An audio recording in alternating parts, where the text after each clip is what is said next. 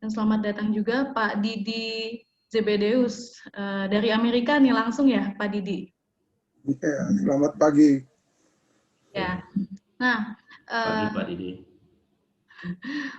saya akan mengenalkan sedikit mengenai JIXI. Jadi JIXI adalah Jakarta International Customer Service Institute. Nah, JIXI ini berpusat di Jakarta, di Indonesia. Kami berfokus pada pengembangan karir teman-teman para pemuda-pemudi yang baru lulus sekolah ataupun yang baru lulus kuliah. Nah, teman-teman di sini pasti fokus customer service gitu kan, tapi kenapa kita karirnya keperawatan? Nah, kenapa karir keperawatan? Karena kebetulan Pak Rudi ini juga adalah mantan perawat yang berbelok karir untuk jadi CEO dan foundernya JIXI. Itu kenapa nanti akan dijelaskan langsung oleh Pak Rudi. Nah, JIXI juga telah melatih lebih dari 1.200 orang dalam waktu 1 tahun ini di seluruh Indonesia, baik secara langsung maupun secara online selama masa pandemi COVID-19. Nah, teman-teman, terima kasih telah bergabung dalam webinar hari ini yang berjudul Bincang-bincang peluang karir keperawatan di Amerika. Langsung kita datangkan Bapak Didi Zebedeus langsung dari Amerika untuk mengisi webinarnya. Nah, kita lihat bahwa teman-teman peserta banyak juga yang memang masih sebagai mahasiswa keperawatan ataupun yang sedang berkarir sebagai perawat. Nah, kami JIXI berfokus untuk selalu membantu peningkatan karir para pekerja di Indonesia di bidang manapun. Nah, oke, karena sudah waktunya mulai, kita langsung perkenalkan diri dari Pak Rudi terlebih dahulu, mungkin Pak. Ya, terima kasih Rizky. Oke, selamat pagi teman-teman semua. Selamat pagi teman-teman semua. Selamat pagi. Selamat pagi. Baik, barangkali Rizky alangkah baiknya kalau kita berbicara face to face, mungkin kamera kalau di on kan mungkin lebih bagus ya komunikasi. Ya, benar Pak. Non verbalnya bisa kelihatan ya. Ya, silakan Rizky. Ya, saya ingatkan untuk teman-teman dalam peraturan webinar ini adalah teman-teman wajib untuk menyalakan kamera. Nyalakan kameranya. Nah, kenapa? Karena dalam pertemuan online ini kita tidak bertemu langsung seperti seminar. Nah, kita juga ingin berkomunikasi langsung dengan teman-teman dengan melihat wajah teman-teman. Nah, kalian ini tersebar di seluruh Indonesia gitu. Bahkan kita juga ada peserta bisa jadi nih bahkan dari luar negeri gitu. Nah, kita kan nggak pernah tahu.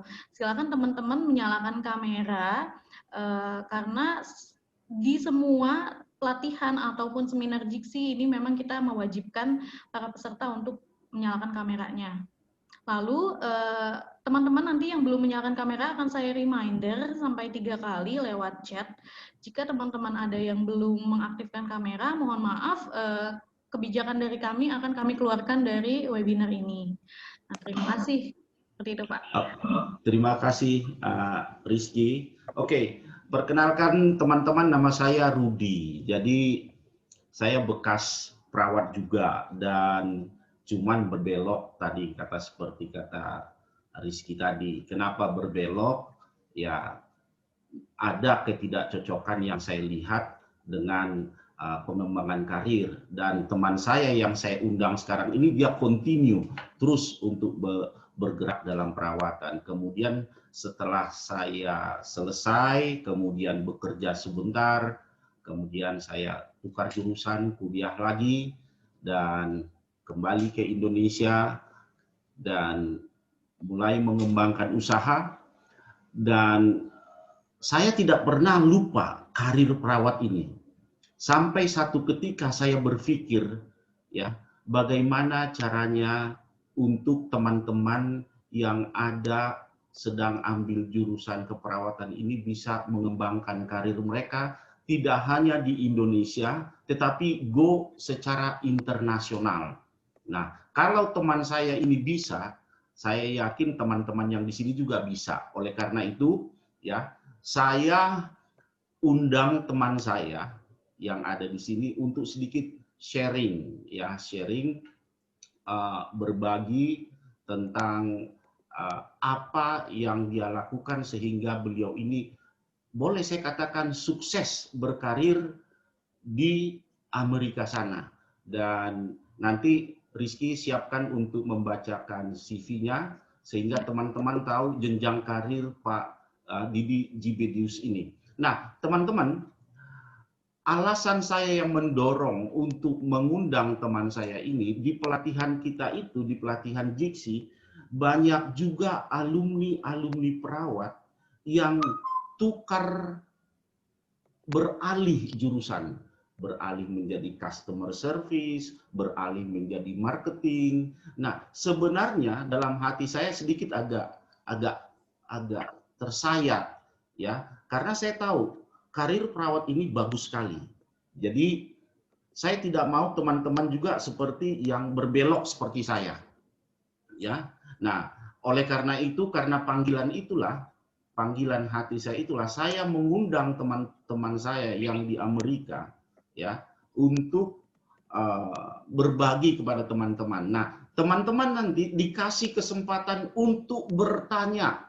Nah, beliau ini meluangkan waktunya, ya. Di Amerika itu orang sangat sibuk loh. Jadi waktu itu uang. Jadi beliau ini sudah mengasingkan waktunya untuk membantu teman-teman yang sekarang menjadi student keperawatan dan satu kali kelak akan berkarir menjadi seorang perawat. Baik, Rizky, bisa dibacakan dulu biodata dari Bapak Didi Zibedius. Silahkan, Rizky. Ya, baik Pak.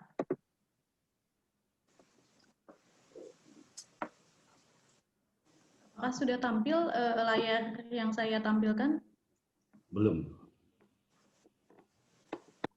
Ya, sudah. Oke. Saya akan menyebutkan profil dari Pak Didi Zibedius, MSN RN. Nah, kita mulai dari educational background-nya dulu ya. Pada tahun 1986, Pak Didi ini berkuliah di UNAI, Associate Degree. Lalu di tahun 2012, Pak Didi mengambil Bachelor di Cambridge University. Nah, mungkin ini sudah di Amerika ya, Pak ya? Lalu di tahun 2015, Cambridge University in Chicago, mungkin ini yang sudah master degree ya, Pak? Ya. Pada saat ini, Pak Didi sedang doctoral degree, jadi sedang menempuh pendidikan doktor. Nah, wah teman-teman, pembicara kali ini benar-benar sangat berpengalaman dan juga educational background-nya sangat-sangat apa ya namanya sangat-sangat kuat gitu ya di keperawatan. Jadi cocok sekali jika teman-teman yang ingin berkarir sebagai perawat di luar negeri. Nah, work experience-nya tahun 1986, artinya ketika lulus kuliah tadi yang di UNAI ini, Pak Didi langsung bekerja di ICU Rumah Sakit Pondok Indah. Oh, ini di Jakarta. Jadi sempat bekerja di Jakarta ya. Lalu di tahun 1990 sampai dengan sekarang, artinya sudah 30 tahun, wow, 30 tahun Pak Didi bekerja di Loma Linda University Medical Center. Di tahun 2003 sampai 2006 sebagai bekerja di Summit College, dan 2014 sampai 2016 di Loma Linda University School of Nursing. Boleh dijelaskan lebih lanjut Pak Didi di Loma Linda? Pak Didi bekerja sebagai apakah sebagai dosen juga Pak? Mungkin suaranya bisa ditutup dulu yang lain ya. Oke, teman-teman. Untuk kamu nggak dibalari. Mas Rizky bisa ditutup. Iya, baik Pak. Sedang saya. Oke, silakan Pak Didi untuk menjelaskan nih mengenai profil yang sudah saya bacakan tadi, Pak.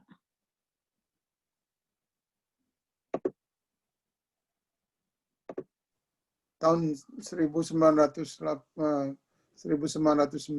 saya mulai bekerja di Loma Linda University Medical Center.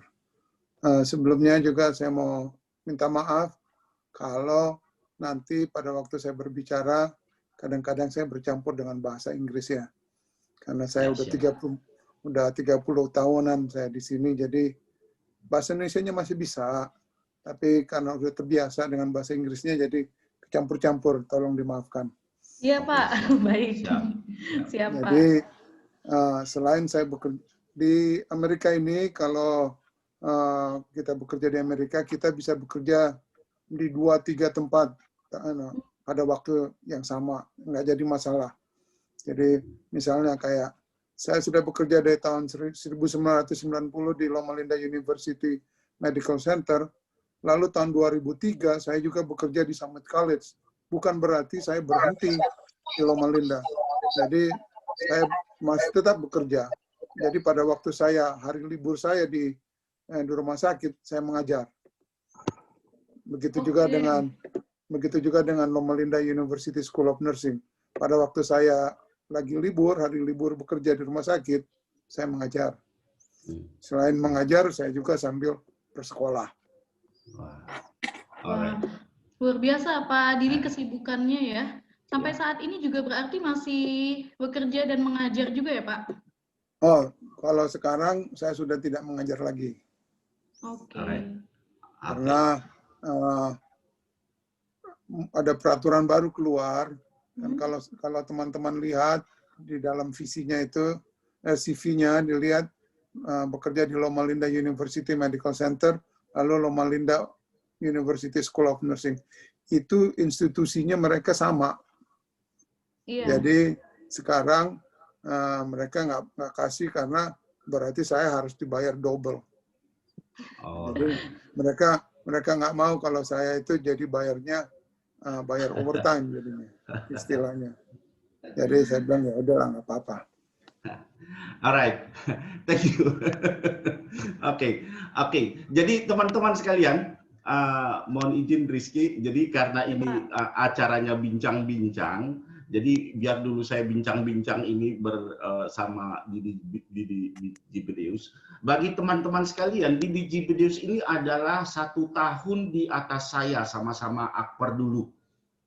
Ya, dimulai dari karir akper, kemudian Didi Gibedeus ini setelah dia selesai dari Universitas Advent of Indonesia, dia mengembangkan karirnya di Pondok Indah Hospital.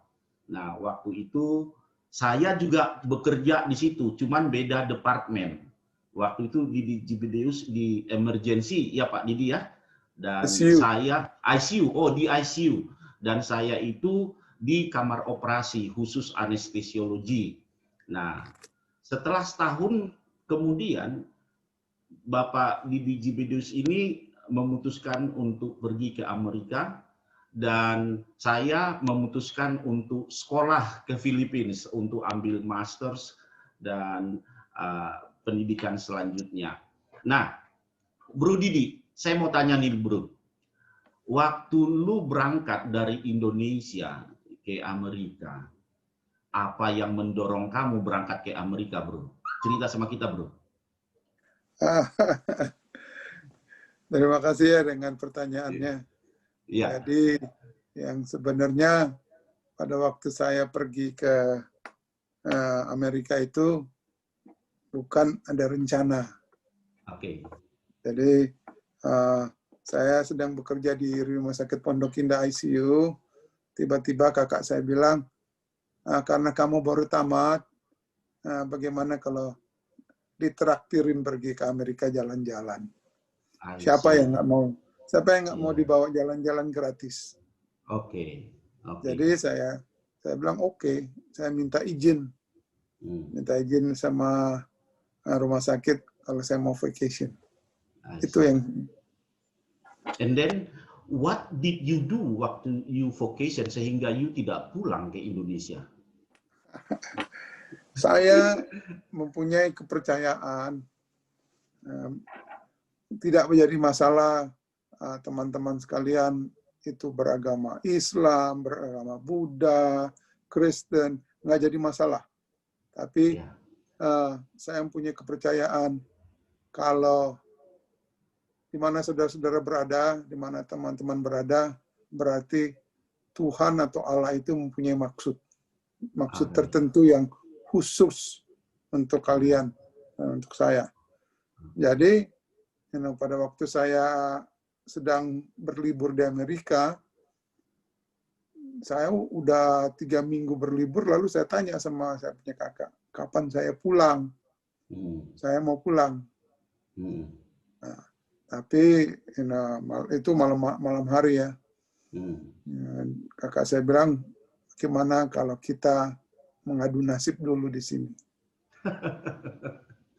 Itulah. Alright. So, waktu kamu di Amerika, you pergi dengan turis visa, am I right? Ya.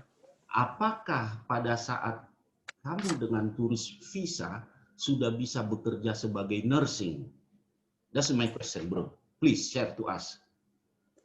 No, jawabannya tidak. Oke. Jadi pada waktu saya jalan-jalan, terus kakak saya bilang, bagaimana kalau kita mengadu nasib? Tahu yang pertama saya punya reaksi, saya menangis. I see. Menangis karena, mungkin secara fisik saya siap, tetapi secara mental saya tidak siap. Jangan lupa itu kita punya kebudayaannya berbeda ya. Kalau kebudayaan di Indonesia, kalau saya lahir besar di Indonesia, kebudayaannya berbeda. Jadi fisiknya mungkin saya siap, tapi mentalnya saya siap. Karena pikiran saya itu, saya hanya untuk jalan-jalan. I see. Okay. Now, after 3 weeks, setelah 3 minggu, and then your punya kakak nawarkan untuk kerja, untuk mengadu nasib di Amerika. Nah, nasib apa yang you lakukan? Pekerjaan apa yang pertama you lakukan untuk mengadu nasib ini? Kembali lagi, nggak jadi masalah saudara-saudara itu Muslimin, Kristen, Buddha, Hindu, kita tetap mempunyai kepercayaan. Jadi saya percaya bahwa Tuhan Allah sudah mempersiapkan saya untuk tinggal di sini. Jadi pada waktu saya memulai bekerja, tidak semudah apa yang saya pikirkan. Itu pada waktu tahun-tahun dulu, prosesnya itu masih lebih mudah daripada pada waktu sekarang. Nah, jadi pekerjaan apa yang saya pertama mulai, saya datang dari background-nya perawat di ICU, mulai pekerjaan di Amerika itu menjadi seorang tukang potong rumput.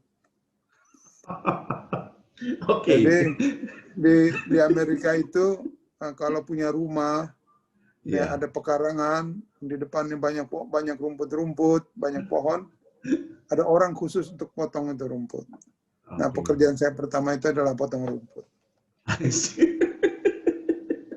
Oke. Gimana perasaan Brother Bibi dari seorang nurse yang profesional yang sudah bekerja di ICU jadi potong rumput? Aku nggak kebayang ini.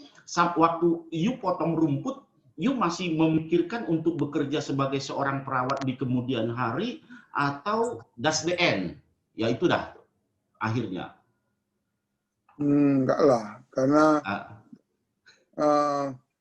susah memang. Waktu pertama kali waktu saya terima untuk menerima pekerjaan seperti ini, susahnya bukan main. Itu menangis. Setiap malam itu saya kerjaannya menangis, dan setiap malam itu saya selalu sembahyang. Sembahyangnya juga sembahyang yang spesifik. Saya minta supaya Tuhan itu jangan kasih hujan besok pagi. Ya, karena kalau dikasih hujan, pagi-pagi hujan atau malam hujan, paginya saya harus potong rumput. Itu rumputnya berat, rumput basah beratnya bukan main kalau ngangkatnya. I see. Jadi pekerjaan yang setengah mati. Kalau lagi panas kepanasan, lagi dingin kedinginan. I see. Ya. Oke, saya mendengar dulu sempat jadi tukang semir sepatu. Is it true? Yes. I see. Saya juga karena sudah menerima. Itulah yang pertama harus kita lakukan pada waktu kita kalau waktu saya datang ke sini, kita harus menerima. Ya, jadi saya harus berusaha sebisa mungkin untuk sukses. Bagaimana suksesnya? Setiap kesuksesan itu kalau kita mau, kita pikirkan di dalam pikiran kita mempunyai tujuan, kita harus mempunyai tekad bahwa kita itu akan berhasil. Dan kita akan melakukan semuanya supaya kita bisa berhasil. Jadi ya, saya selain saya menjadi tukang potong rumput, saya juga menjadi seorang tukang semir sepatu. Oke. Teman-teman sekalian, dengan testimoni yang diberikan Brother Didi ini, saya pernah baca Al-Quran. Di Al-Quran itu dikatakan begini. Karena teman-teman kita ini banyak yang Muslim, saya gunakan kutipan Al-Quran. Dikatakan begini, Allah tidak merubah nasib sebuah kaum kecuali kaum itu merubah dia. Ini terbukti bagaimana Brother Didi berjuang keras, dimulai dari tukang cuci piring sampai tukang semir sepatu, dan saya mendahului dulu ya, Sekarang Brother Didi sudah berkeluarga, sudah mempunyai dua anak perempuan yang cantik-cantik, pernah datang ke Indonesia, pernah saya ketemu, dan sekarang lagi ambil medical school atau kedokteran. Luar biasa. Jadi penderitaan saudara Didi ini sebenarnya, kalau saya melihat ya, yang dirasakan itu paling dampak dirasakan oleh anaknya. Ya, walaupun Brother Didi mulai dari bawah. Oke, kita lanjutkan pertanyaannya dulu. Brother Didi, jadi berapa lama you jadi bekerja kasar begitu sehingga masuk menjadi seorang perawat yang profesional? Can you tell us please? Sure.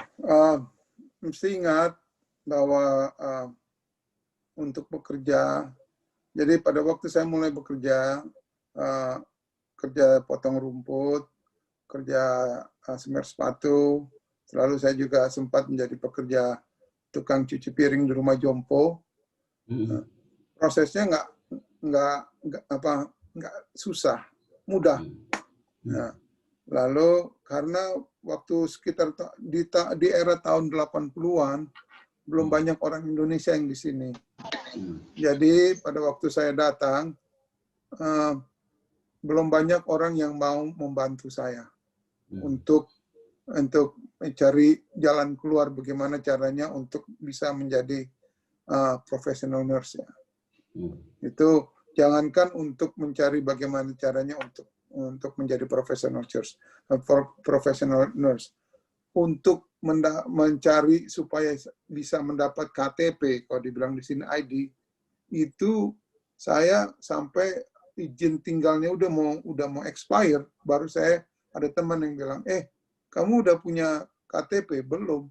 Ayo kita ke kantor ngurus KTP. Jadi kita harus setiap orang yang di sini mesti ada KTP, ID card namanya. Nah, untuk ambil ID card itu tidak, apalagi sekarang ya, tidak semudah seperti dulu. Tapi, saya mempunyai keyakinan bahwa saya akan melakukan semuanya untuk sukses.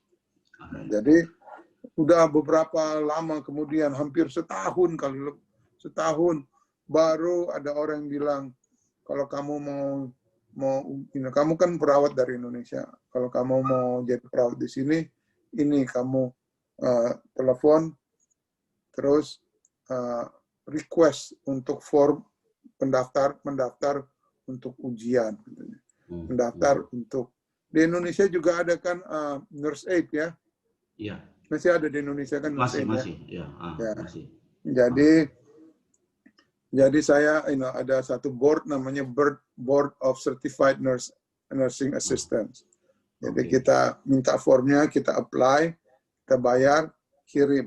Waktu itu yang kita hanya kirim, kasih lihat kita punya transkrip, diploma kita kirim, kopi diploma sama transkrip, langsung mereka kirim itu license-nya untuk nurse aid. Nah, Itu disitulah masih nurse aid. mulainya dari nurse aid. Oke. Nah, kemudian you mendapatkan RN yang disebutkan register nurse di Amerika, dan lumayan, saya dengar-dengar sih gajinya 1 jam itu hampir 1,5 juta. Wah, gila, lumayan banget ya. Nah, sebenarnya proses kita untuk ambil RN itu bagaimana, Didi?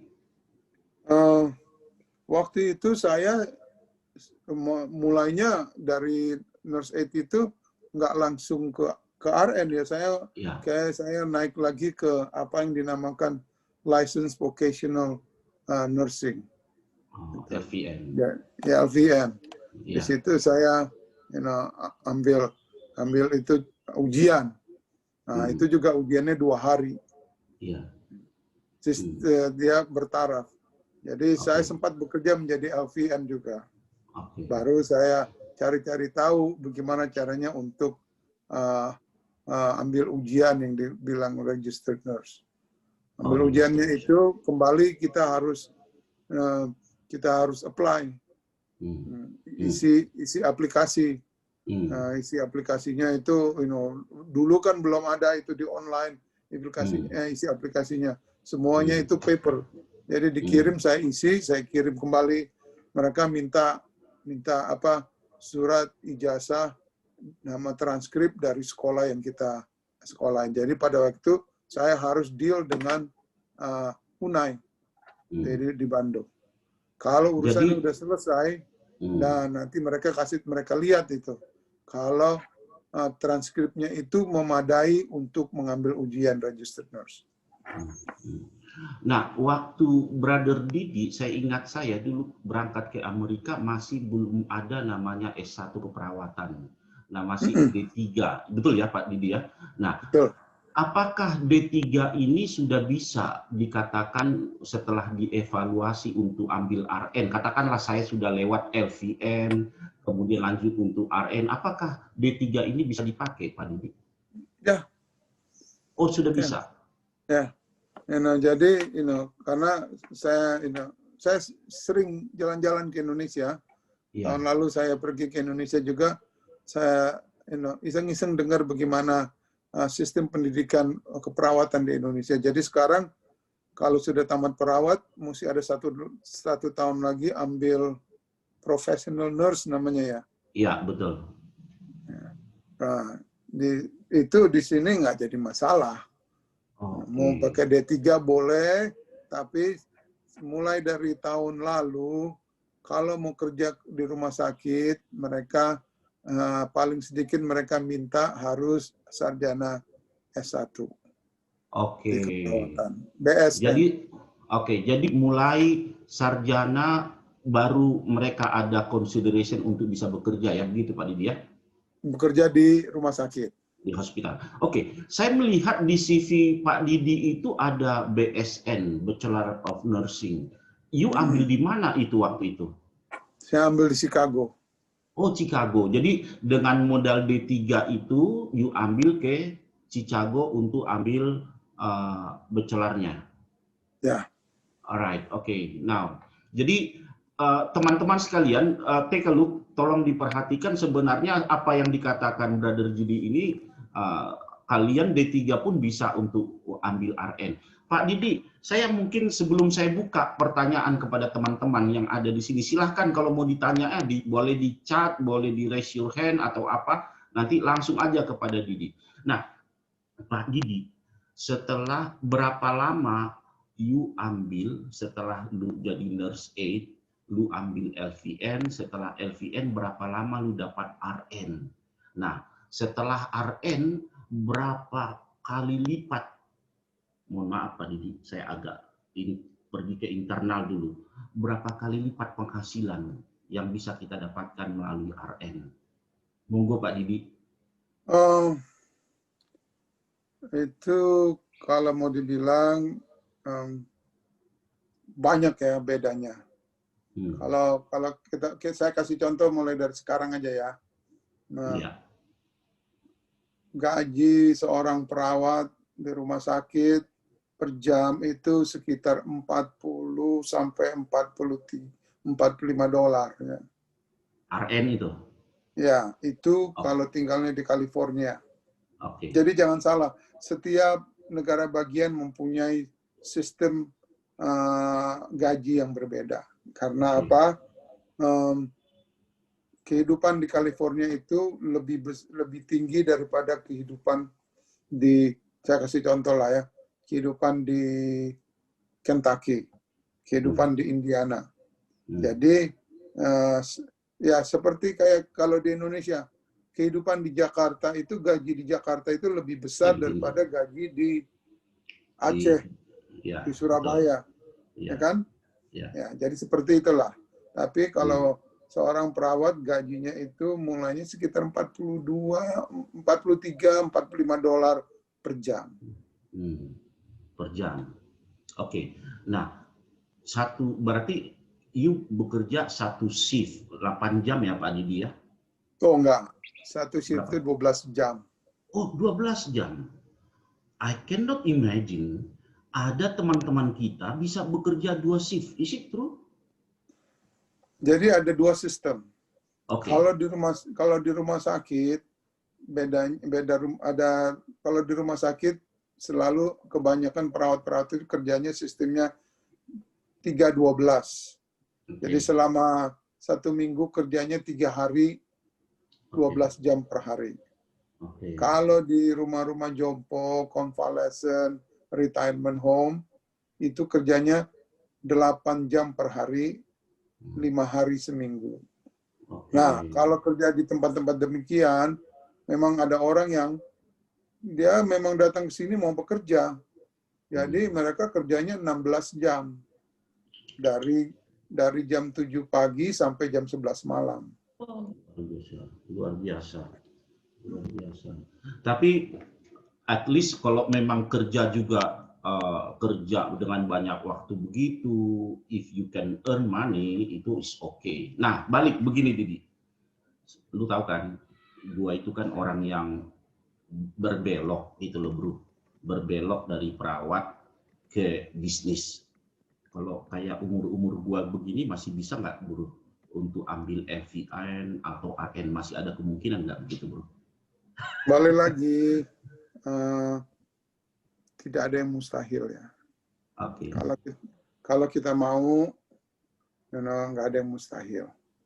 Yang penting kita mau dan kita mau berusaha dan jangan pernah putus asa.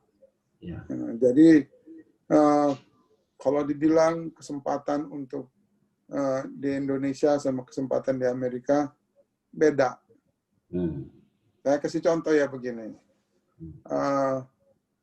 Sesusah-susahnya kita tinggal di sini maksudnya di Amerika. Orang miskin sama orang kaya dua-duanya masih tetap masuk ke supermarket dan dua-duanya belinya sama-sama beli anggur. I see. Kalau di Indonesia, nggak tahu sekarang ya. Kalau di Indonesia, biar kita udah kerja keras, belum tentu kita masih bisa berusaha untuk beli anggur.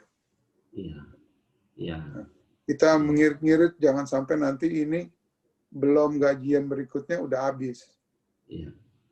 Kalau di sini kan gajinya setiap 2 minggu. I see.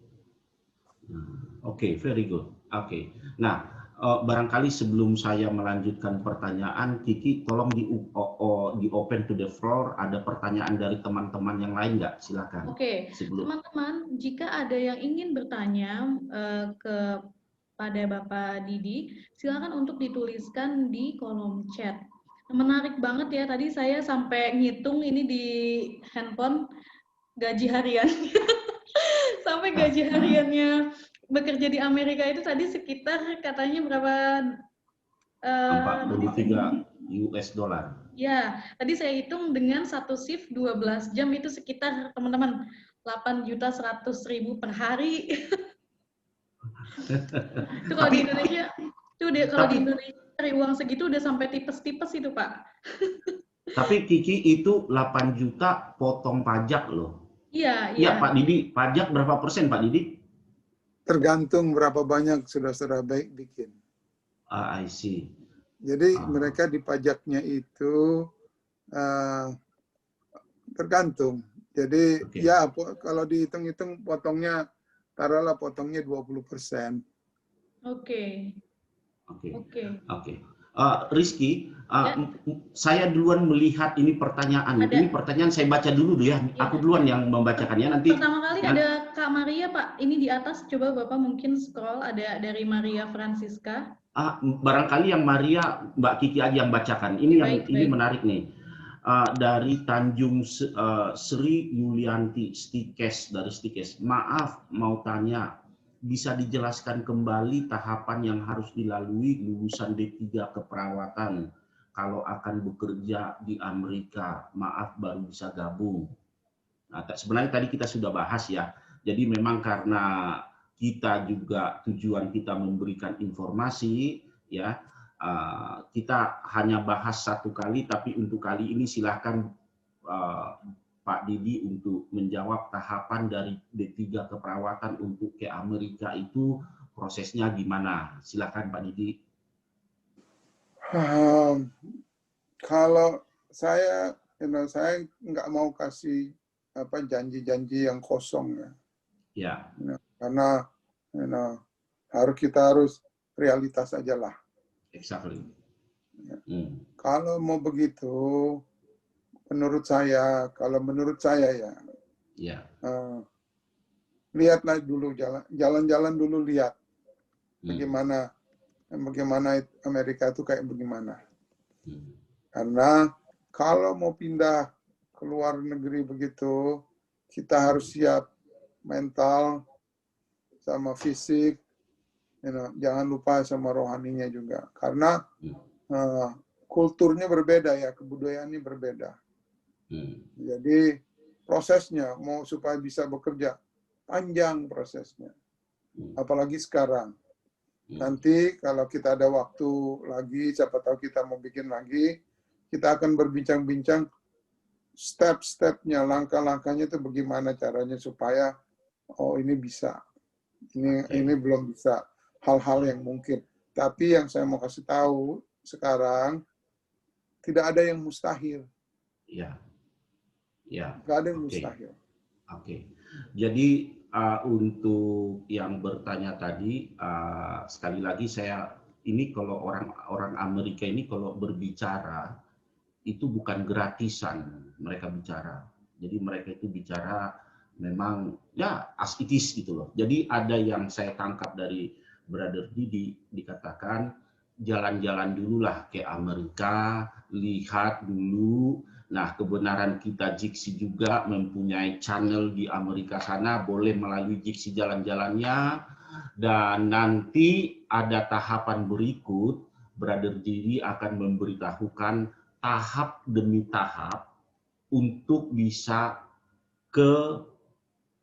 bekerja di Amerika. Oleh karena itu teman-teman jangan lupa always follow IG-nya Jiksi karena kita akan memberitahukan isu-isu terbaru. Oke, sekedar kalian tahu, nanti bulan depan kita juga akan berbincang-bincang tentang karir keperawatan di Australia. Ya, always follow. Ya, kita punya IG. Nah, lanjut. Silakan Kiki. Ada yang bertanya, silakan Kiki. Oke. Ada pertanyaan ini dari Maria Francisca. Sepertinya Kak Maria ini memang punya target untuk bekerja sebagai perawat di luar negeri. Nah, Kak Maria bertanya seperti ini. Saya mau bertanya Pak untuk Pak Didi, untuk tahun sekarang boleh tidak ya lulusan D3 bekerja di hospital di Amerika? Karena kemarin ditanya untuk di Belanda itu minimum sarjana. Lalu Kak Maria bertanya, apakah syaratnya itu ada sertifikat bahasa khusus ataupun cukup TOEFL saja? Seperti itu Pak. Kalau soal TOEFL sih sebenarnya rumah sakit nggak pernah minta itu. TOEFL itu diminta mungkin pada waktu mau ujian registered nurse, ambil license. Ya, jadi semua orang yang bekerja di sini semuanya mesti punya license. Entah itu mau jadi tukang cuci piring, ada license-nya. Jadi semua ada license-nya. Jadi kalau untuk TOEFL itu, saya datang nggak ada ujian TOEFL. Saya nggak pernah ikut ambil kursus TOEFL. Yes. Jadi cuman karena saya semasa muda waktu di Indonesia juga saya selalu ngomong bahasa Inggris ya. Jadi nggak tahu kalau sekarang di musim TOEFL. Yang saya ingat itu TOEFL itu karena mau ujian aja. Karena kalau mau ujiannya kan ujian ambil license-nya kan itu bahasa Inggris semuanya kan. Iya, betul. Jadi, Pak. Ya.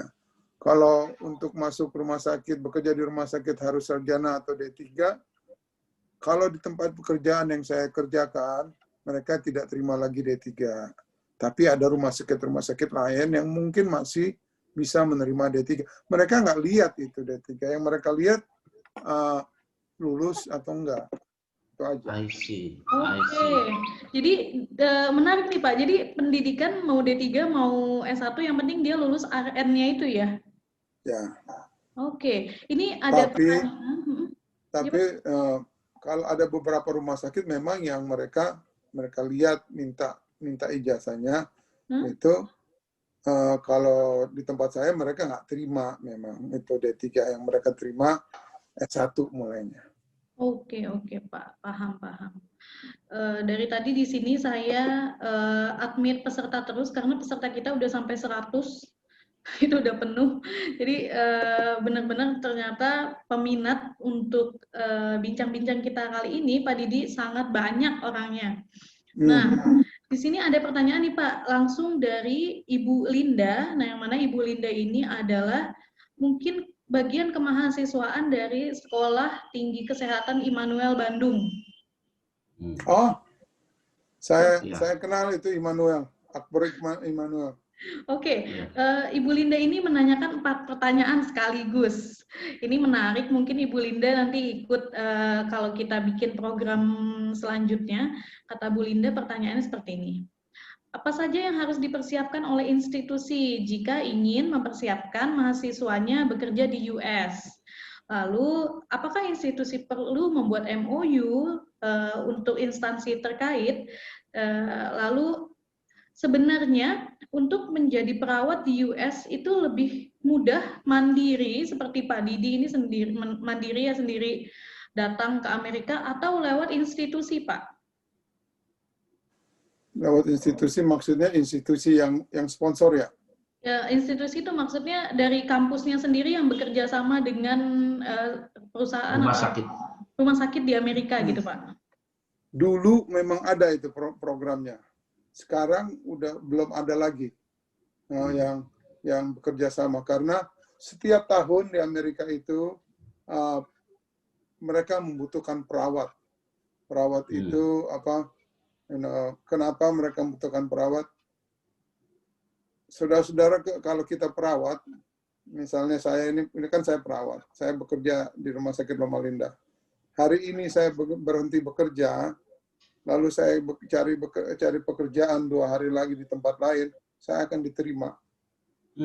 Karena menjadi seorang perawat itu di mana-mana selalu bisa ada chance untuk bekerja. Entah itu di California, entah itu di New York, entah itu di mana. Itulah sebabnya saya tuh selalu bilang sama anak-anak saya, kalau kamu mau bekerja, lebih baik kamu ambil sekolah di sekolah medis. Karena selalu kesempatan untuk bekerja itu ada. Oke, menarik Pak. Karena di Indonesia, khususnya di pelatihan Jiksi, kita punya, Pak Didi mungkin belum tahu bahwa Jiksi ini punya pelatihan siap kerja. Nah, pelatihan siap kerja ini banyak diikuti oleh alumni dari SMA ataupun mahasiswa-mahasiswa yang bingung ingin berkarir kemana. Nah, banyak dari peserta kita ini memang alumni dari keperawatan, tetapi mereka ingin beralih jalur menjadi admin ataupun menjadi customer service, karena mereka berpikiran bahwa lowongan kerja perawat di Indonesia itu tidak banyak, gitu Pak.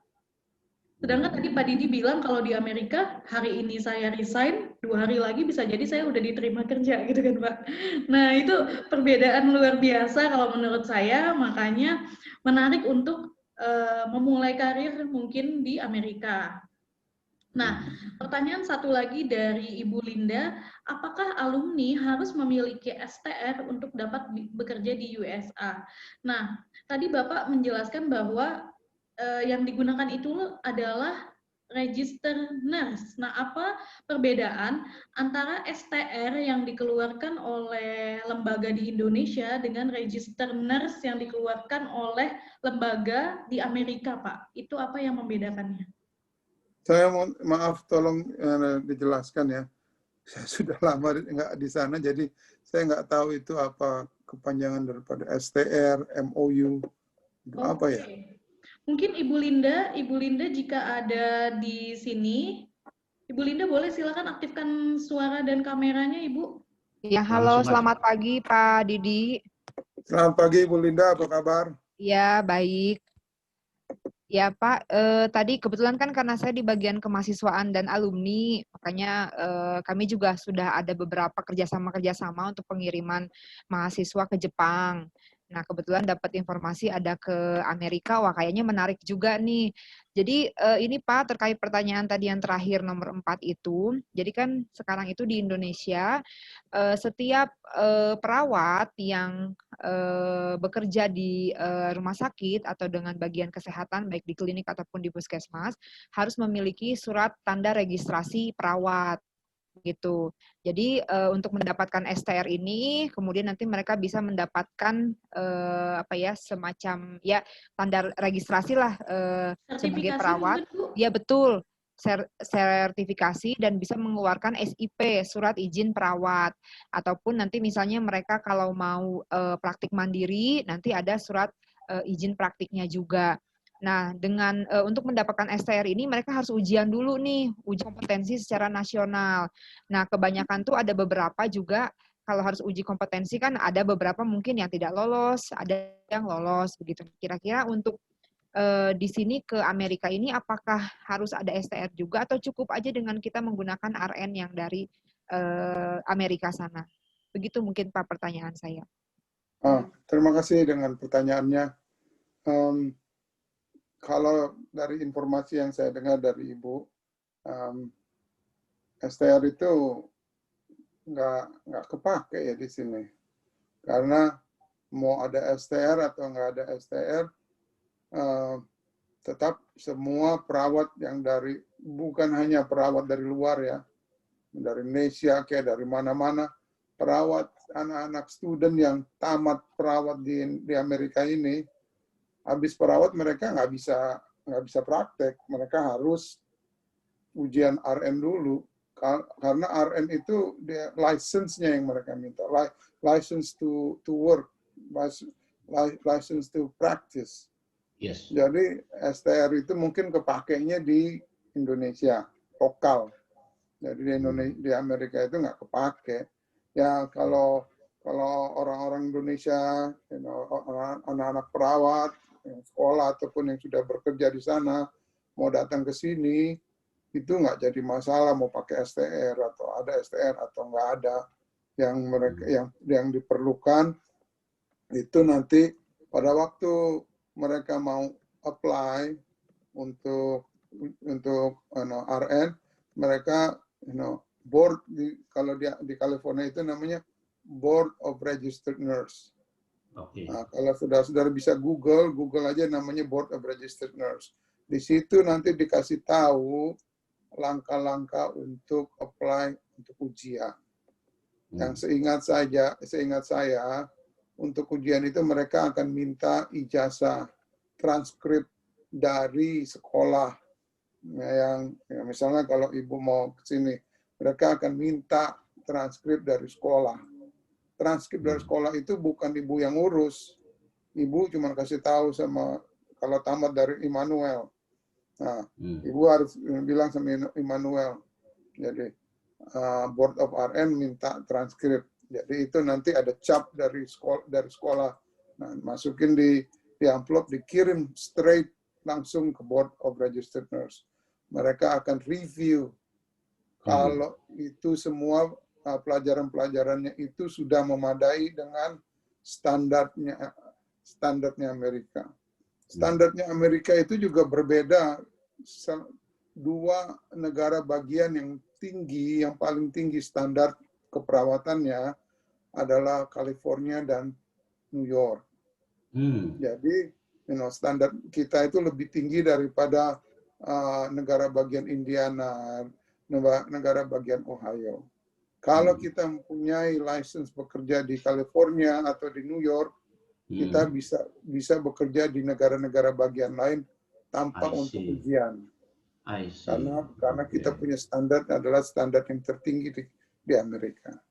Jadi kira-kira demikianlah jawaban saya. Mudah-mudahan bisa menolong. Oke. Ya, baik Pak. Terima kasih informasinya Pak. Kalau begitu, jadi kadang kan ada juga beberapa rekan-rekan yang tidak lulus uji kompetensi, tidak mendapatkan STR, yang mungkin ini juga bisa menjadi peluang. Mungkin ya, kalau di Indonesia tidak bisa, kenapa harus kalau di Indonesia bisa keluar juga begitu? Itulah kembali yang saya katakan dari pertama, tidak ada yang mustahil. Asal itu kita mempunyai kemauan. Dan jangan lupa, kalau misalnya teman-teman perawat di sana udah jadi head nurse, bukan berarti datang ke sini akan menjadi head nurse langsung. Bukan berarti langsung bisa menjadi perawat. Saya mulainya dari betul-betul dari tukang cuci piring, tukang potong rumput. Jadi yang penting kita mau berusaha. Kita mau merubah kita punya kehidupan. Kan kalau memangnya tujuannya mau datang ke Belanda, mau datang ke Amerika atau ke Australia, apa memang tujuannya? Yang saya research, kebetulan saya juga pernah bikin webinar untuk sekolah saya yang di Unai Bandung itu. Yang saya research, ada dua hal yang membuat orang Indonesia itu mau ke luar negeri. Merubah kehidupan dan kesempatan untuk melanjutkan sekolah lagi. Selalu itu dua. Itu berdasarkan research, evidence-based practice. Itulah sebabnya saya selalu rindu untuk membantu teman-teman perawat di Indonesia. Kenapa? Karena biar bagaimanapun standar keperawatan kita di Amerika ini masih lebih tinggi daripada standar keperawatan di Indonesia. Terima atau tidak terima, itulah kenyataan. Oke, silakan. Ya, Ibu Linda masih ada yang mau ditanya, Ibu Linda? Ya, mungkin tadi Pak yang terkait dengan apakah kita bisa membuat mungkin MOU atau bagaimana begitu, karena supaya kami juga institusi kan nilai akreditasi juga ya ketika kita bisa mengirimkan. Jadi artinya alumni juga bekerjanya bukan hanya di Indonesia gitu. Beberapa dari kami yang di Jepang sudah cukup banyak gitu. Kami mau buka lagi nih di negara lain. Nah, kira-kira seperti apakah bisa melalui Jiksi ini memfasilitasi atau bagaimana kira-kira? Oke, saya klarifikasi dulu untuk Pak Didi. So, because Pak Didi ini sudah lama di Amerika, probably the terminology MOU itu Pak Didi seperti surat perjanjian kontrak, kerjasama antara satu institusi dengan institusi yang lain. Nah, pertanyaan Ibu Linda ini menarik betul. Apakah memungkinkan di Amerika sana untuk membuat satu MOU dengan institusi lain untuk mengirimkan tenaga kerja perawat? Begitu ya Ibu Linda ya maksudnya? Ya, betul Pak. Ya.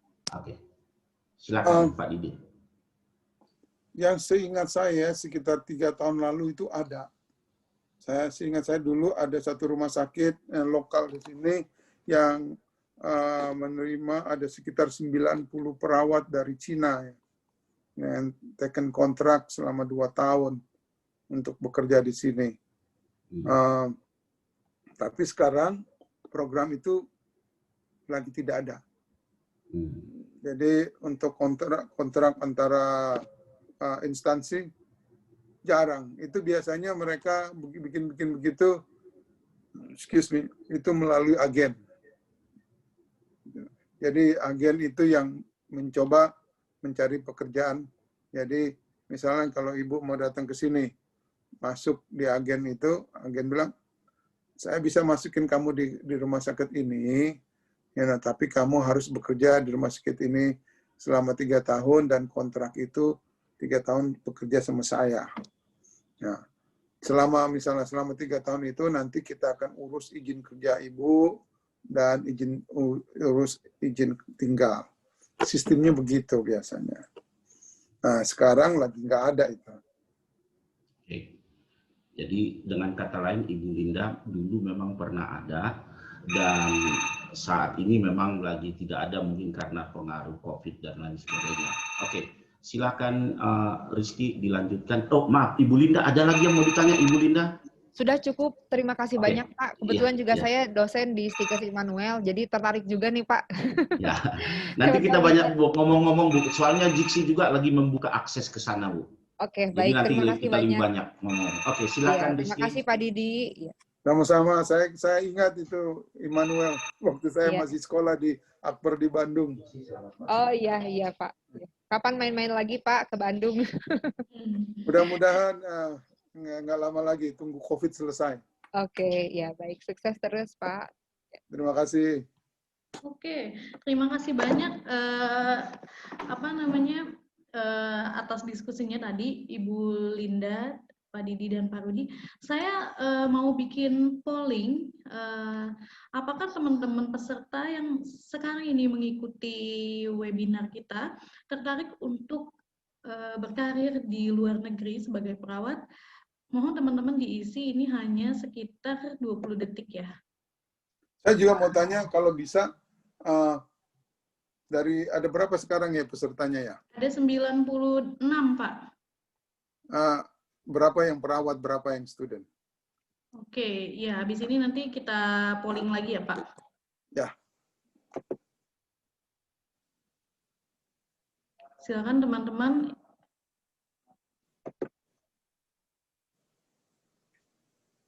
Pak Rudi, silakan untuk dinyalakan sound-nya, Pak. Ini mati.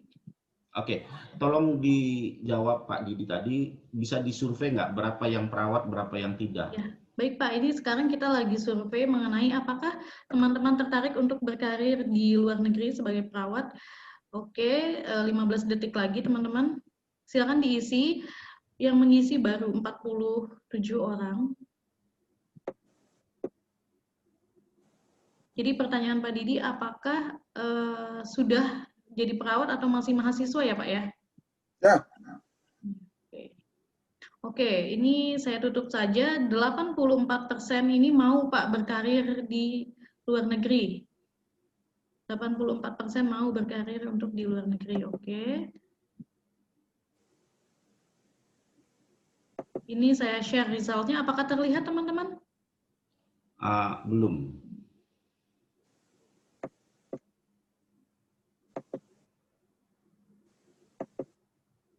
Di saya muncul sih sharing poll resultnya mau sebanyak 86% untuk berkarir di luar negeri. Oke. Tadi sebentar ya saya buatkan lagi.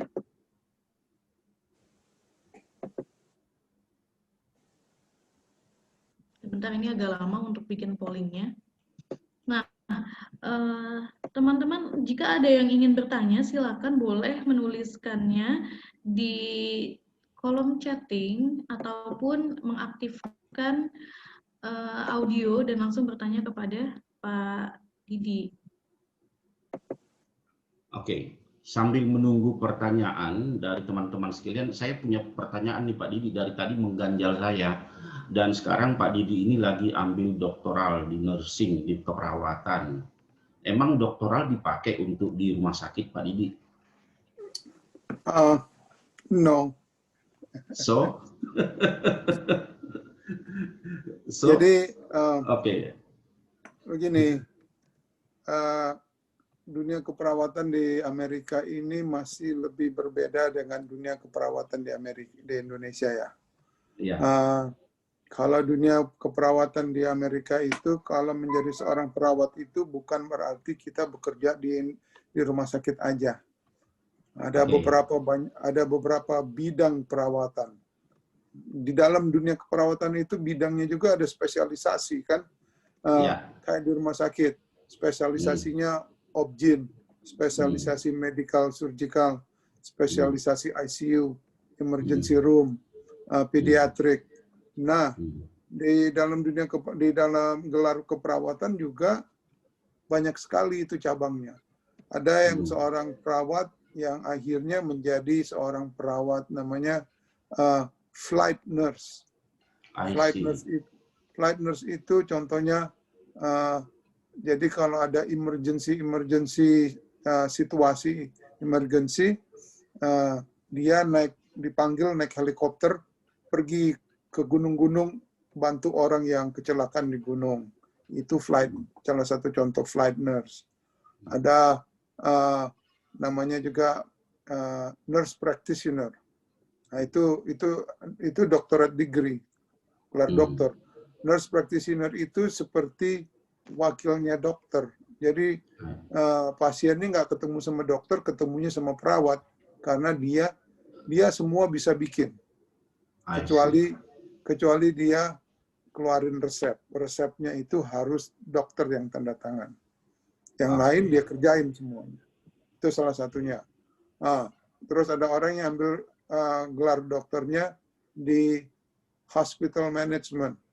Jadi dia punya arahnya untuk menjadi direktur atau manajer daripada rumah sakit. Ya. Ada lagi banyak sekali yang jadi ambil gelar doktornya untuk mengajar di universitas-universitas. Jadi macam-macam lah. Oke.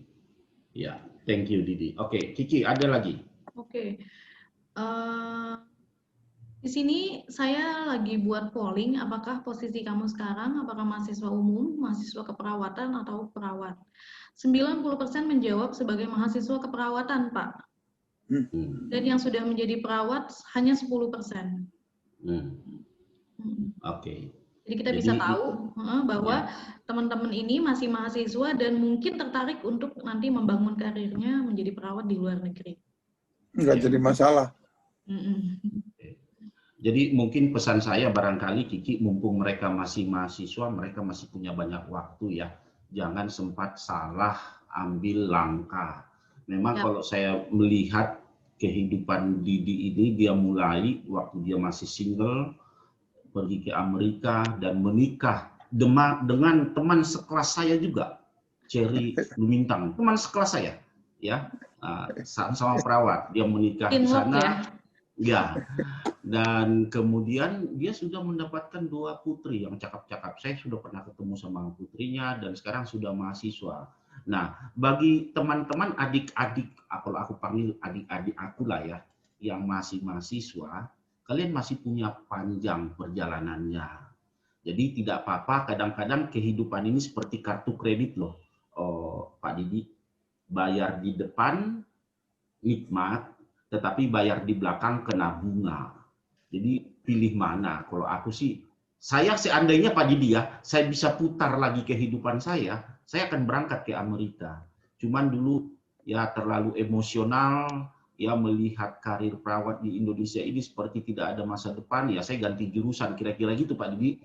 Ya, jadi teman-teman sekalian, Anda itu masih punya banyak waktu ya. Kalau aku bilang banyak waktu. Ini contoh nyata Pak Didi ini yang memulai ketika dia masih single, ya. Dan sekarang benar-benar sudah menikmati, ya. Oke, silakan. Ada yang mau ditanya lagi, Kiki? Mungkin pertanyaan dari saya kali Pak, bisa jadi ini mewakili teman-teman yang masih mahasiswa. Jika kita masih mahasiswa, keperawatan kan kita nggak tahu ya nanti setelah lulus bagaimana dunia kerja pada kenyataannya gitu. Apalagi di Indonesia ini kita lagi heboh tentang undang-undang ketenagakerjaan, cipta kerja gitu. Nah, Omnibus Law. Nah, teman-teman yang masih mahasiswa juga pasti masih bingung dan mungkin malu-malu untuk bertanya. Lalu ketika kita masih mahasiswa seperti ini, apa yang seharusnya kita lakukan untuk nanti mau berkarir di Amerika? Apa Pak? Kira-kira tips-tipsnya nih Pak? Selain belajar yang rajin gitu. Selain belajar yang rajin, ya kita harus open-minded. Maksudnya, pikiran kita harus menerima. Karena, kalau kita tidak menerima kritik, kita tidak akan sukses. Terus jangan pernah putus asa. Saya selalu kasih tahu sama anak-anak saya, kalau orang itu pintar, dia bisa kerjakan selesai sekolahnya selama 1 tahun, dia bisa berhasil. Dan kita tahu kita tidak sepintar orang itu, tapi kita berusaha lalu selesai selama 3 tahun, nggak jadi masalah. Yang penting sama-sama sukses kok. Sama-sama selesai ya Pak ya? Sama-sama selesai, cuman waktunya berbeda. Nggak, itulah keunikannya daripada bersekolah di Amerika itu. Nggak tahu sekarang kalau di Indonesia. Dulu seingat saya pada waktu saya tamat SMA, kalau saya tamat SMA lalu tidak masuk ke universitas, menganggur dulu selama 1-2 tahun, saya kesempatan untuk masuk universitas itu udah nggak bisa lagi dulu kan. Nggak bisa, nggak tahu sekarang. Rasanya berat ya Pak ya? Ya, kalau di sini nggak jadi masalah. Mau selesai tamat SMA tahun 2000, lalu nanti ujian masuk kuliahnya tahun 2005 nggak jadi masalah. Yang penting kita mau berusaha. Jadi untuk anak-anak yang masih bersekolah keperawatan, jangan salah, itu udah panggilan. Perawatan itu panggilan. Saya mau supaya tolong dilayarkan itu sumpah. Oke Pak, sumpah. baik. Sedang saya tampilkan. Apakah sudah tampil? Belum. Ya, sebentar. Ya. Ya, Pak Didi sudah tampil. Mohon maaf Pak Didi, mohon maaf. Saya pribadi tidak kuat melihat sumpah ini karena saya dulu juga disumpah Pak Didi, cuman saya kabur. Silakan Pak Didi. Jadi tadi dibilang 90% mahasiswa perawat ya? Iya. Ya. Jadi berarti mereka sudah disumpah kan? Biasanya waktu tamat barangkali disumpah. No, seingat saya capping day itu. Oh, capping day, oke, go ahead. Capping day itu biasa sesudah 1 tahun atau 2 tahun. Oke. Nah, jadi untuk mahasiswa perawat yang mungkin belum pernah lihat sumpah ini, sumpah inilah yang mesti ditanamkan di dalam hati kita. Karena sebagai perawat itu merupakan satu pekerjaan dedikasi, bukan pekerjaan untuk mencari uang. Karena kalau kita bukan seorang perawat, kita mau nggak bikin bersih orang punya muntah? Mau nggak kita bikin bersih orang itu muntaber lagi di tempat tidur? Pernah pikirkan nggak begitu? Orang yang muntaber di tempat tidur terus kita mesti kerjakan. Sudah kita kerjakan, kita dimaki-maki lagi. Jadi inilah sumpah yang Florence Nightingale keluarkan. Kalau teman-teman student ini mau baca cerita tentang Florence Nightingale, baca. Florence Nightingale itu seorang wanita datang dari keluarga terkenal. Seorang pintar. Dia orangnya pintar. Datang dari keluarga orang kaya. Tapi dia mau datang pergi ke tempat peperangan untuk membantu orang-orang yang cedera. Inilah makanya baca ini sumpah. Karena kalau kita mau mendapat uang, nggak jadi masalah. Uang itu datangnya belakangan. Yang penting kita tahu kenapa kita mau menjadi perawat. Kalau teman-teman mau menjadi perawat karena uang, lebih baik pindah jurusan. Seperti Pak Karena Rudi. seperti Pak Rudi. Mungkin juga dia nggak tahan muntaber, bikin bersih muntaber pasien. Jadi, soal uang itu nanti belakangan. Yang penting kita mendedikasi, kita punya tugas adalah untuk menolong sesama kita. Entah itu orang, karena dia bukan orang muslim, bukan muslimin, kita nggak bantu, kan nggak bisa. Karena dia orang Kristen kita bantu, atau dia orang Kristen saya itu orang haram, nggak bisa. Karena apa? Kita punya sumpah. Sumpahnya Florence Nightingale, inilah yang harus kita bawa. Oke, terima kasih Pak Didi. Jadi ini luar biasa. Saya ada satu statement yang dipegang Pak Didi, Kiki, yang dibilang uang itu belakangan. Jadi memang di bisnis pun banyak orang yang mengutamakan uang, akhirnya menghalalkan segala cara. Jadi sebenarnya adalah kita tunjukkan dedikasi kita. Pak Didi, satu pertanyaan saya. Kalau saya berangkat dengan modal ala Batak gitu loh. Orang Batak ini modalnya nekat, Pak. Jadi saya datang turis aja. Ya, turis ke sana. Nah, kira-kira Pak Didi, ada kemungkinan nggak saya jadi RN? Kembali lagi seperti tadi yang saya bilang ya, dari pertama tidak ada yang mustahil kalau kita mau berusaha. Nggak ada yang mustahil. Jadi saya sebenarnya ini prosesnya bertahap. Cuman saya mau kasih tahu aja. Kalau mau begitu, lihat aja lah. Nanti kita, mudah-mudahan Pak Rudi, mudah-mudahan ini bukan yang terakhir ya. Bukan yang pertama atau bukan yang terakhir. Mudah-mudahan kita bisa berbincang-bincang lagi lebih dalam untuk melihat bagaimana sebenarnya tahap-tahapnya. Ya, itulah sebabnya yang saya anjurkan, memang agak susah ya mencari uang untuk datang ke Amerika. Modal nekat. Teman-teman tahu saya datang ke Amerika pada waktu saya datang modalnya berapa? Berapa Pak Didi? Modal saya cuma satu tas koper sama duit $100. Jadi duitnya itu saya tuker jadi $1 jadi kelihatannya tebal. Padahal modalnya cuma $100. Oke. Dengan modalnya cuma modal nekat, bukan orang Batak aja ya. Yang modalnya cuma nekat dan saya selalu membawa Tuhan saya kemana-mana. Jadi kemungkinan itu selalu ada asal kita mau berusaha. Itulah sebabnya saya bilang kalau mau ada dream atau rencana mau datang ke sini, datanglah lihat dulu, jalan-jalan lihat. Kalau mungkin datanglah lihat jalan-jalan. Bagaimana situasinya di Amerika ini supaya kita bisa berbincang-bincang. Jadi biar cuma jalan-jalan 10 hari dan lihat situasi di sini tuh kayak bagaimana. Lalu nanti kita ketemu berbincang-bincang. Siapa tahu saya bisa bawa ke tempat, inilah pekerjaan saya. Inilah di tempat saya bekerja. Inilah step-stepnya. Begitulah yang saya bisa kasih tahu.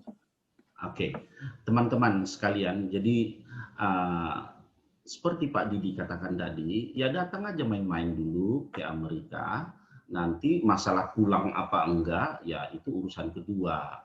Jadi ya bukan semua ada kemungkinan. Jadi bincang-bincang kita pada teman-teman semua sekalian yang ada di sini, bincang-bincang kita tidak berakhir sampai di sini.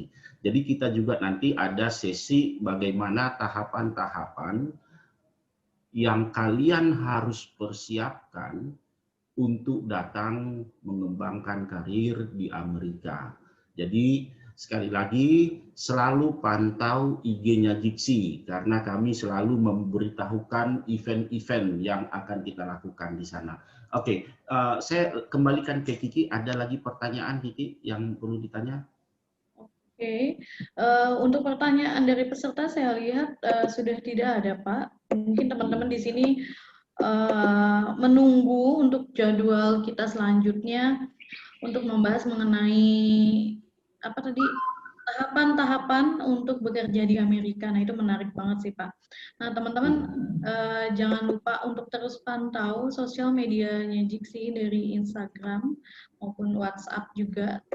Nah, di situ biasanya kita banyak share mengenai informasi pelatihan Jiksi gitu, baik yang free, yang gratis seperti ini, ataupun yang pelatihan berbayar. Nah, teman-teman, apa ada yang ingin disampaikan lagi Pak Rudi atau gimana ini? Sebenarnya saya buka kesempatan ini kepada teman-teman. Jadi kalau misalnya teman-teman yang lain masih ada yang mau disampaikan, silakan. Oke, apakah Di unmute aja. Ya, apakah teman-teman ada yang ingin bertanya kepada, tadi ada banyak yang baru join karena katanya habis selesai kuliah. Nah, coba teman-teman yang baru datang, adakah yang ingin bertanya?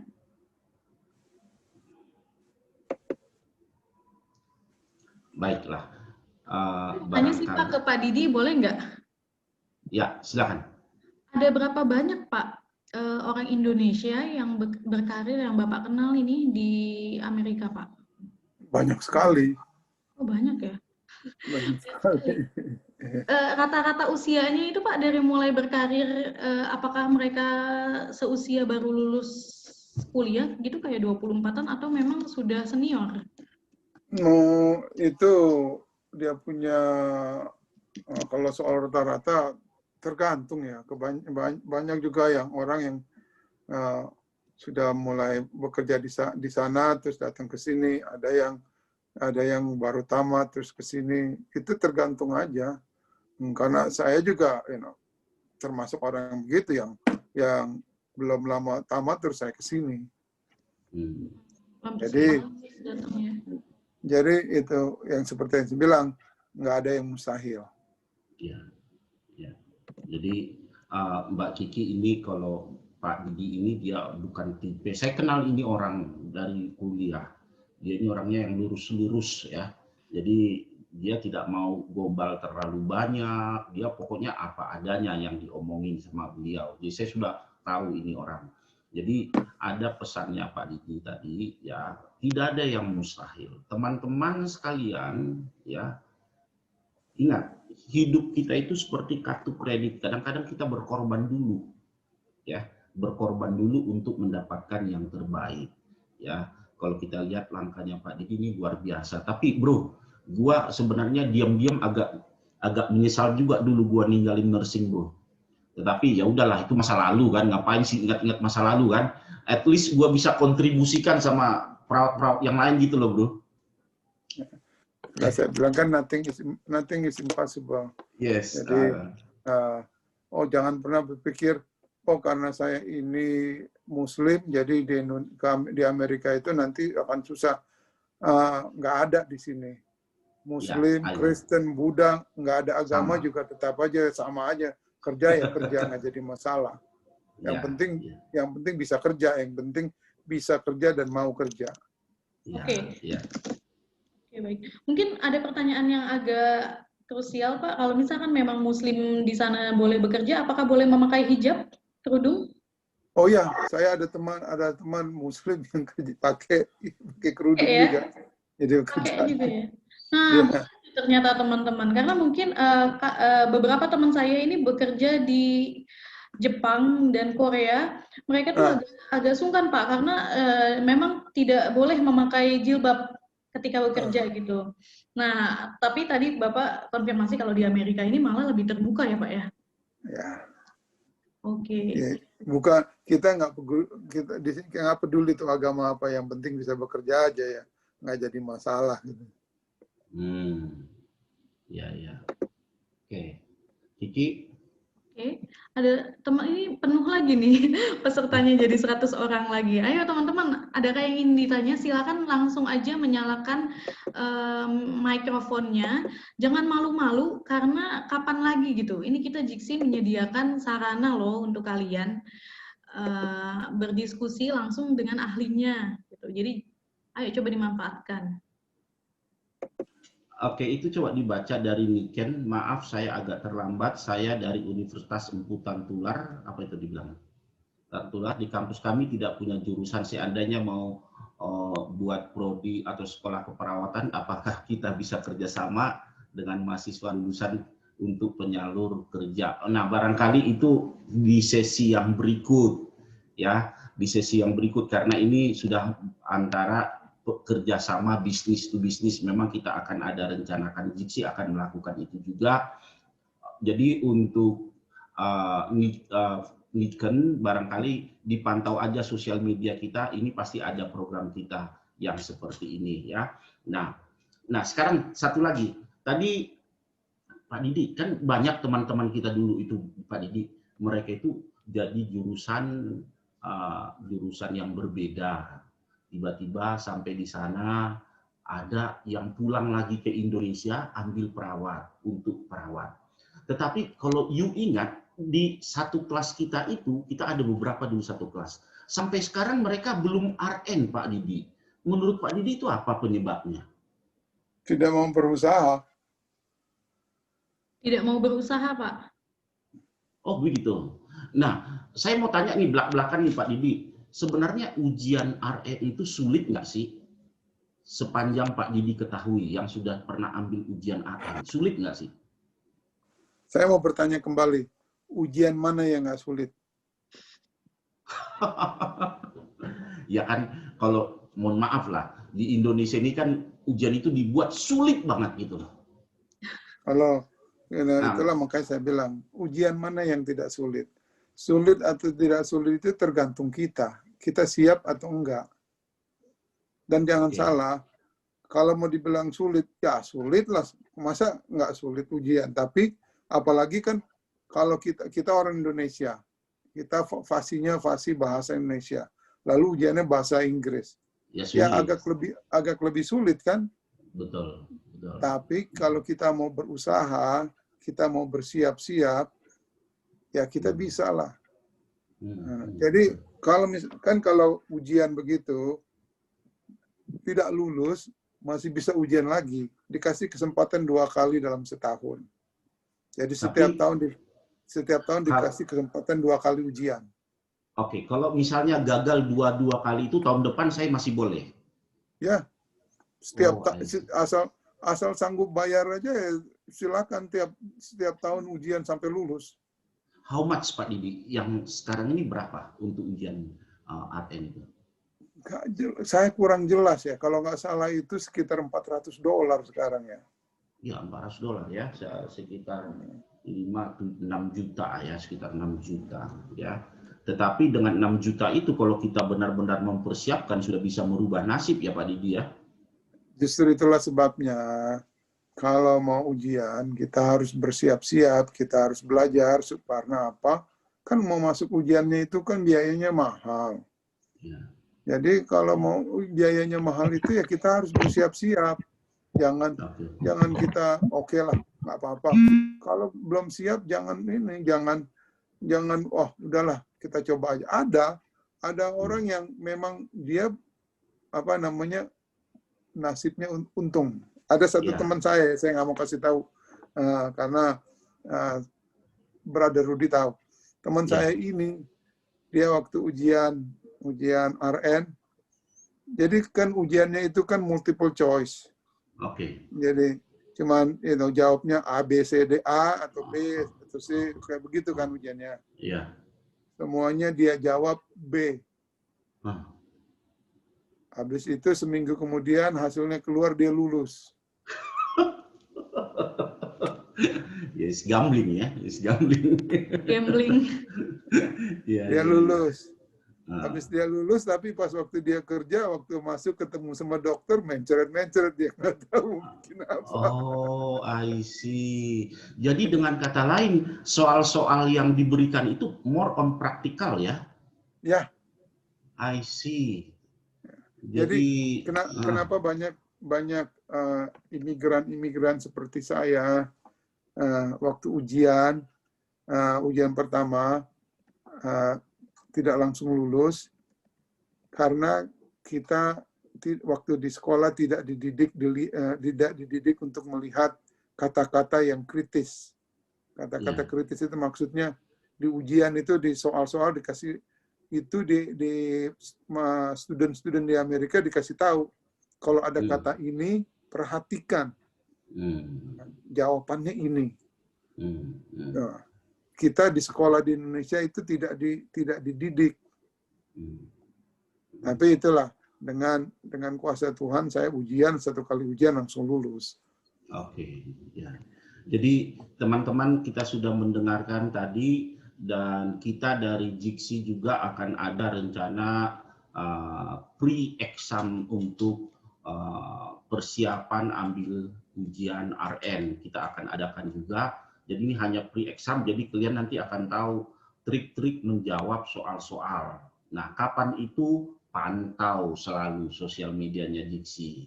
Itu kita akan adakan juga. Tentunya bukan orang sembarangan yang kita undang, yang sudah berpengalaman untuk bisa membahas soal-soal itu. Nah, oke.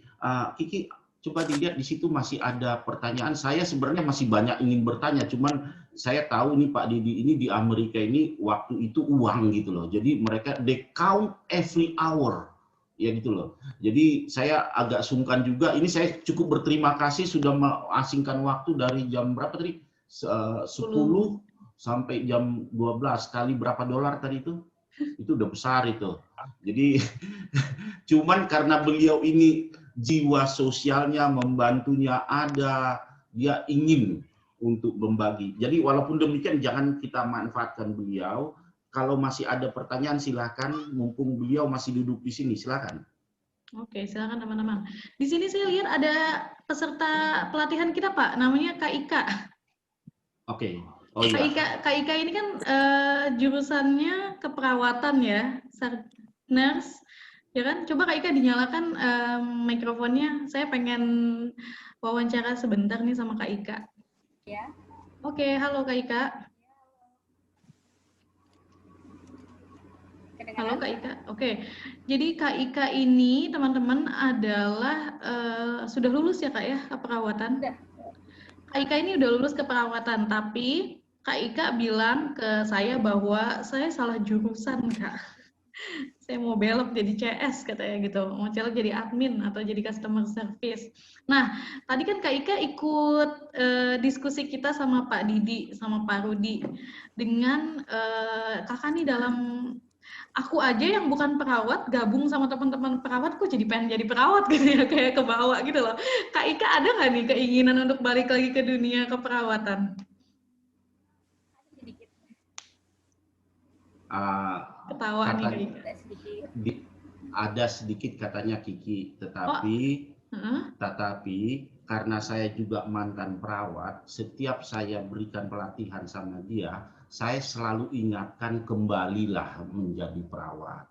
Tetapi kembali itu pilihan orang. Ya, jadi kita bersyukur dia masih ada keinginan untuk balik menjadi seorang perawat.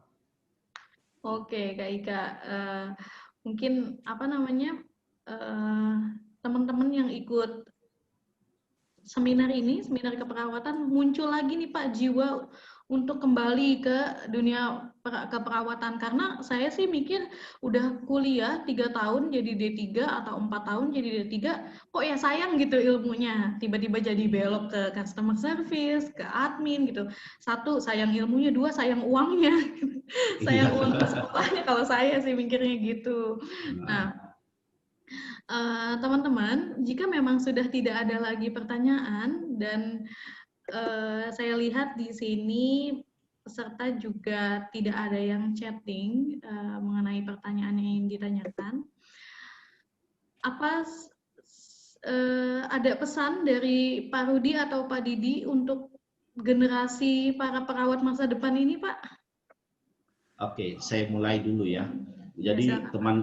teman-teman yang masih kuliah dan akan menjadi seorang perawat, jangan lupa sumpah Florence Nightingale tadi yang sudah dibacakan oleh Didi. Waktu zaman saya jadi perawat di Indonesia, itu gap antara dokter dengan perawat itu ibaratnya antara langit dan bumi. Gapnya. Jadi orang masih jauh lebih percaya sama seorang perawat dibanding sama seorang dokter. Tetapi ya, semakin hari saya lihat karir perawat di Indonesia sudah semakin dibenarkan, sudah semakin profesional. Dan kalau kita lihat ada yang dikatakan oleh Pak Didi tadi, di Amerika setiap profesi seseorang itu dihargai. Mau tukang cuci piring, mau tukang semir sepatu, kalau sudah masuk mall di area perbelanjaan equal, sama.